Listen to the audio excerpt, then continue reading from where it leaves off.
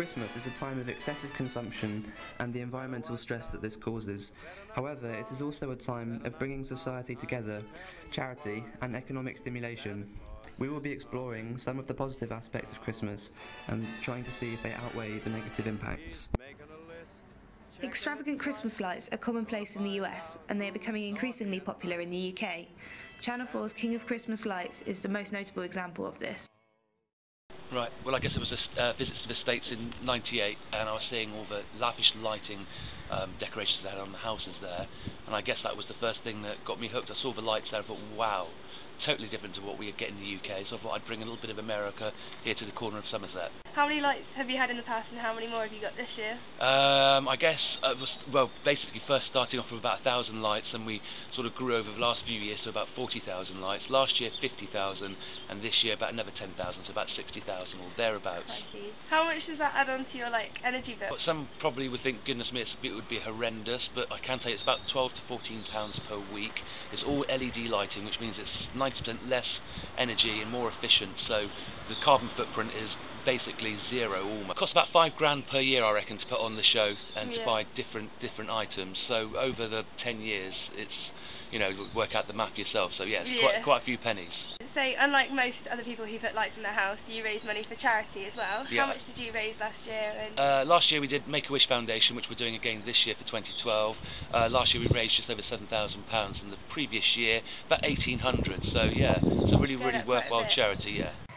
The cultural significance of this event, in turn with the large amount of public support it receives, far outweighs any negative feedback or unsustainable concerns of manning close. A great example of how something which appears environmentally unsustainable can be far more socially beneficial in public enjoyment and charitable fundraising.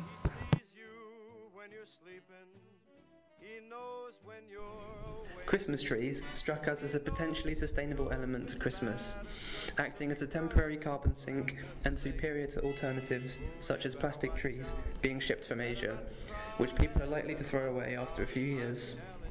We spoke to Andrew Ingram, owner of the Tree Barn, a Christmas tree farm in Oxfordshire. Yeah, I'm sure you know the figures, but it's something like 5 tonnes of carbon dioxide per annum are absorbed by a hectare of growing Christmas trees, and the fact that we cut them down at the end of it all is sort of irrelevant in the sense that we replace every tree that we replant. So we've got a permanent carbon sink of something like 120,000 trees. The main challenge is getting everybody's tree out on time, and unfortunately, because Christmas is on the 25th of December every year, everybody pretty nearly wants their wholesale trees on the same day. Right. And so we have an incredibly busy week last week. It's just beginning to run down. This is on the wholesale side. As the wholesale side drops off, then the retail side picks up. Everybody wants, this weekend will be complete madness here. We'll sell probably 2,000 trees over the 2 days. The logistics of running a business like this, in terms of it builds up all year to a crescendo when you do most of your business in the space of a few weeks. What are the sort of main challenges of that?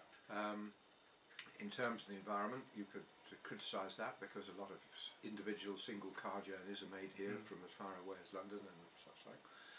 The logistics of doing the job are quite demanding because of the time. Food consumption is a huge source of waste over the Christmas period. We spoke to Sainsbury's to ask how they minimise this impact.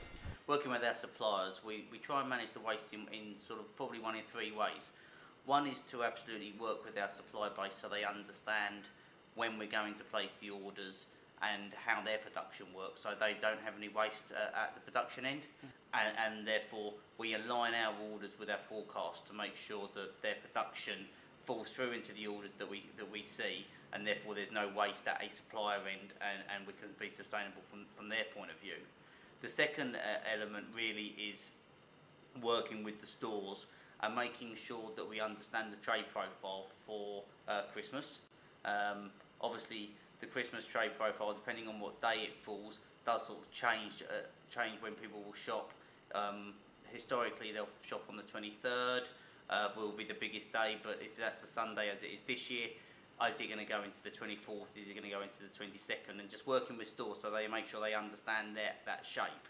So making sure that when we put the product into the stores, that it carries over the Christmas period. So the way that we will manage the profile of stock is that We will run down stock in stores before it goes post-dated, which means you can buy it with a life that's after Christmas. So we will run stock down there, and we will start increasing volumes only when it goes past Christmas dated. And therefore we try and maximise the freshness for the customer, but also the availability. And the third element that we manage the waste is really looking at the product life of the product. We have seen that Christmas, while a holiday that could at first be dismissed merely as unsustainable from rampant consumerism and energy uses, actually has many benefits to social, environmental and economic sustainability.